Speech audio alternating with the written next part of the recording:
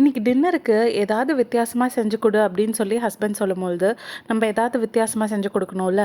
அதனால நான் செஞ்சது வந்து ப்ரான் பொடி எக் தோசையும் வெண்டைக்காய் வச்சு ஒரு கீ ரோஸ்ட்டும் பண்ணி கொடுத்தேன். செம்ம டேஸ்டியாக வந்திருந்தது. என் ஹஸ்பண்ட் ரொம்ப என்ஜாய் பண்ணி சாப்பிட்டாரு. அதை எப்படி செய்யறதுன்னு சொல்லி பார்க்கலாம்.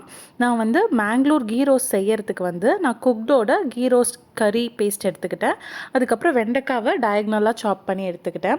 இதில் வந்து 2 பேக்கெட் ஆஃப் கறி பேஸ்ட் இருக்கும். நான் ஒரு பேக்கெட் மட்டும் போட்டு நான் எடுத்துக்கிட்டேன். ஃபஸ்ட்டு வெண்டைக்காவெல்லாம் போட்டு ஆயிலில் வந்து நல்லா வதக்கிடணும். அதோட வலுவலுப்பு தன்மை வந்து போனதுக்கப்புறம் தனியாக எடுத்து வச்சுட்டு அந்த கறி பேஸ்ட்டில் இருக்க ஒரு பேக்கெட்டோட பேஸ்ட்டை மட்டும் போட்டு கொஞ்சம் தண்ணி அந்த கன்சிஸ்டன்சிக்கு ஏற்ற மாதிரி போட்டு அட்ஜஸ்ட் பண்ணிவிட்டு கொதி வந்தோன்னே வதக்கி வச்ச வெண்டைக்காவையும் போட்டு நல்லா வதக்கி எடுத்துடணும். அதுக்கப்புறம் பார்த்திங்கன்னா கொஞ்சம் ஸ்வீட் டேஸ்ட்டுக்காக நான் சுகர் ஆட் பண்ணியிருக்கேன். மற்றபடி இதிலே வந்து எல்லா ஃப்ளேவர்ஸும் கரெக்டாக இருந்தது. அப்புறம் லாஸ்ட்டில் இறக்கும் பொழுது மட்டும் ஒரே ஒரு ஸ்பூன் கீ போட்டு இறக்குனிங்கன்னா செம்மையாக இருக்கும். அதே மாதிரி பொடி எக் தோசைக்கு தோசை ஊற்றிட்டு எக் உடச்சி ஊற்றிட்டு ப்ரான் பொடி வந்து நீங்கள் கடையிலையும் வாங்கிக்கலாம், வீட்லேயும் செய்யலாம். நான் கடையில் வாங்கின ப்ரான் பொடி தான், இட்லி பொடி தான் யூஸ் பண்ணியிருந்தேன். ப்ரான் இட்லி பொடின்னு கிடைக்கும்.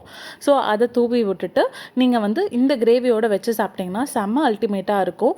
கண்டிப்பாக இந்த காம்பினேஷனை வந்து ட்ரை பண்ணி பாருங்கள். ட்ரை பண்ணி பார்த்துட்டு எப்படி இருந்ததுன்றதை வந்து மறக்காமல் எங்கள் கமெண்ட் செக்ஷன்ஸில் சொல்லுங்கள். தேங்க்யூ.